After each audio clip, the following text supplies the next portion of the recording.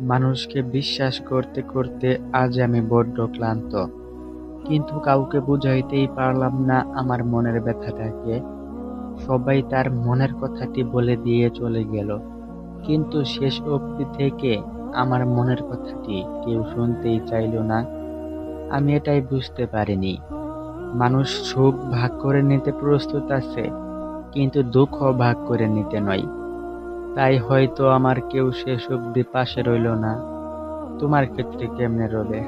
তুমিও তো অন্য কিছু নয়, তুমিও তো আমার মতো একজন মানুষ, তাই না? আমি এটা জানি না, মানুষের আপন হওয়া এটাই কি আমার ভুল ছিল, নাকি তাদেরকে আমার আপন ভাবা এটা ভুল ছিল। অবশেষে আমি এটাই বলতে চাই, হাজারো দুঃখ নিয়েও আমি হ্যাপি।